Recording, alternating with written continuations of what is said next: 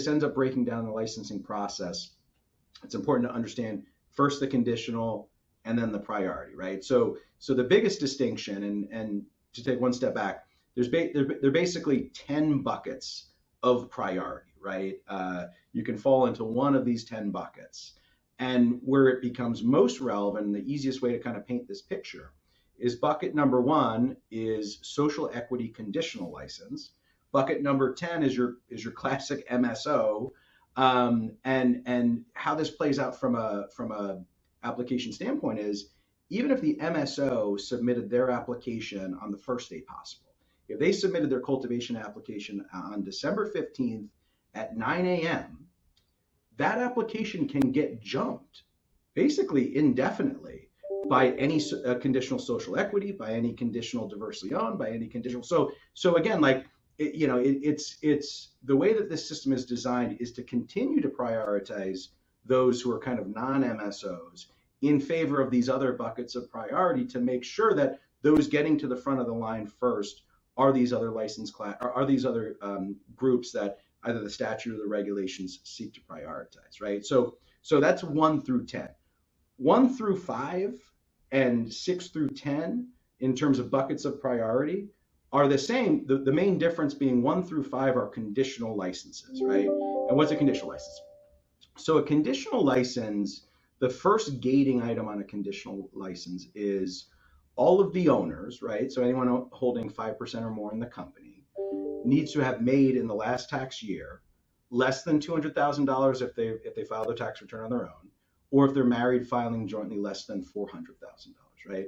And kind of the concept of this is that if you make under those thresholds, you're not rich, right? Like you're lower income. And again, the irony of all this is, like, only in the state of New Jersey is someone who makes $199,000 a year considered lower income, right? And that's what I find interesting, right?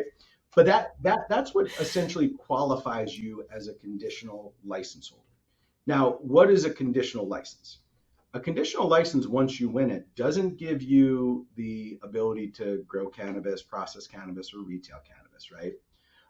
What it does is it basically gives you like a temporary right? And you have 165 days thereafter to file your conversion application, which is basically the annual application, what you would think of as a more fulsome cannabis application.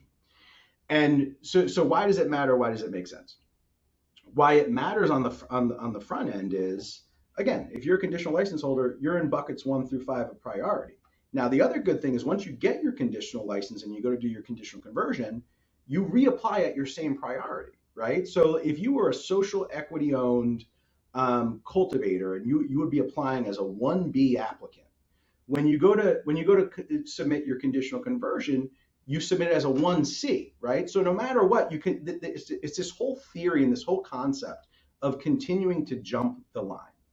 And again, the rationale of the CRC and the legislature says, well, if we give someone a conditional license, it'll let potential investors, it'll let municipalities know that this group is serious and at least has the first step in this licensing process. So that was the idea, to give an individual applicant something more than nothing in order to be able to go out to the marketplace and get those kind of missing ingredients of the application, right? So again, those first 5 are conditional. So the first bucket within that first 5 is social equity. Those are folks who have classic cannabis convictions, or come from these areas, disproportionately impacted areas, and make another income threshold, basically less than $67,000. Diversely owned is kind of what you would think of as your classic social equity, right? Like certified women-owned business, certified minority-owned businesses. Then there's impact zone businesses, which are statutory list of cities. Then there's the bonus points criteria, which is essentially if you do stuff with unions. And then there's just regular conditional. Then you go 6 through 10, and it's the same repeating factor, except you just don't have the conditional threshold to it. Now, what makes this whole process interesting is, and understanding kind of where New Jersey is today, it's also important to kind of like have a sense of what especially the last 2 application rounds look like in New Jersey, right? So it was a 2018 application round, which was just for the verticals. 2019 application round, which was for a couple of verticals and some of these other medical licenses. But those two rounds were what I would call like your classic East Coast competitive beauty contest type of applications, right? Where, really kind of Yeah. tailor made for the incumbent industry, right? Like the bigger established operators, who are then bringing kind of, everyone of importance within the town or the state of importance and bringing them onto the advisory boards and, doing community host agreements and promising to work with these charities and that charities, right? So, but really built for incumbents.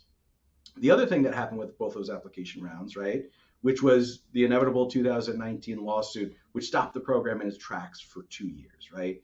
So I think as Wow. as the CRC and the legislature started looking at the industry as a move forward basis, they said, well, we know that if we continue to do these competitive applications, two things are going to happen. One, we're always going to be sued, right? Because if we're the ones picking winners or losers, they're always going to sue us saying we favor this person over that person and the like.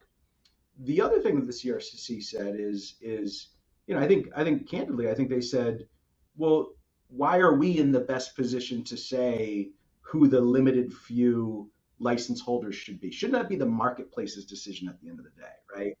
So the correction that occurred in the adult use round was in the current application round was they said, look, don't get me wrong. We want to know that everyone is compliant and understands our regulations on the front end, right?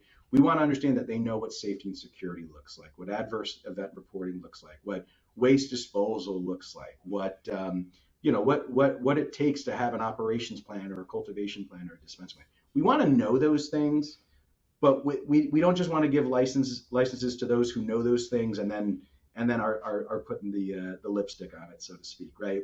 So that's what they did at the state level. Now, the only other thing they did in the adult use round that they didn't do on the medical side was they said that having a local municipal approval was also required. And whereas in 2018, 2019, you needed local support, but you could get it in the form of like a letter from the mayor, a letter from a town council person, a letter from a business administrator, because it was a little bit more loosey-goosey in terms of what you'd accept from the local level.